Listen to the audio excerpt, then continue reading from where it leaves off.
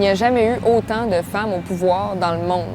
Giorgia Meloni a le champ libre pour gouverner en Italie. Claudia Sheinbaum Pardo será la próxima presidenta de la República. Mais pensez-vous qu'on est prêt à en élire une à la tête du Canada ou des États-Unis? Je pense que la population est prête. C'est les partis qui sont pas prêts. Ces deux leaders du G7 sont grandement remis en question ces temps-ci. Et parmi les remplaçantes potentielles, eh bien, dans les deux cas, on retrouve des femmes. Il y a comme un genre de petite panique de se dire, ça va être Kamala Harris, mais ça devrait être naturel. Elle est quand même vice-présidente, mais non, ça coule pas de source. On n'y voit que des obstacles. Bon, on a déjà élu des femmes au pouvoir, même qu'on a déjà eu une femme comme première ministre ici, au pays.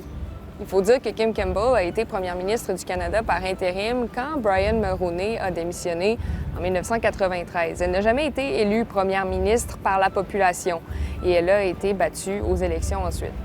C'est difficile d'imaginer le temps quand il y a une femme dans la Chambre des communes. C'était très difficile pour parler dans cette chambre la voix d'une femme.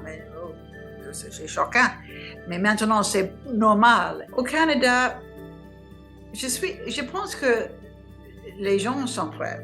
Hillary Clinton n'a pas gagné l'élection, mais elle a gagné la vote populaire. Et ça me dit que les Américains sont prêts à voter pour une femme. Est-ce que ma génération, Est-ce que vous avez un peu espoir qu'on a plus d'ouverture? qu'on va peut-être plus être ouvert à voter pour une femme que les générations précédentes? Oui et non. Il y a une plus grande ouverture lorsqu'on parle à une nouvelle génération, plus ouverte à voter en faveur de certaines choses auxquelles on n'était pas nécessairement habitué dans les générations précédentes. Cela dit, les Andrew Tate de ce monde, les masculinistes, ils existent, ils ont une influence importante sur les jeunes générations. Je pense qu'ils sont plus ouverts parce qu'ils ont vu partout au monde les femmes dans ces rôles-là. Et si la jeune génération voit qu'on revient en arrière, peut-être qu'elles vont se manifester.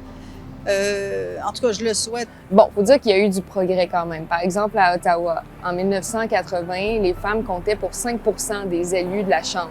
Et puis, en 1993, quand Kim Campbell est devenue première ministre, eh bien, il y avait environ 26 % de femmes qui siégeaient à la Chambre des communes. Et aujourd'hui, on parle de 30 %. On a plus de femmes à l'Assemblée nationale, donc on a l'impression qu'on a progressé, mais est-ce que ce progrès est durable? En 2013, il y avait 6 femmes qui dirigeaient des provinces au Canada, puis on était super heureux, on se disait « Wow, c'est magnifique, quel progrès! » Mais là, tout ça est fini, hein. Ça a duré le temps d'une excitation, puis ça s'est terminé. Mais plus il y en aura à faire face à la musique, à se lancer dans la mêlée, à être des pionniers, des pionnières, mieux on va se porter à long terme. J'espère pour une femme chef de gouvernement au Canada et aux États-Unis de devenir normale, sans controverse.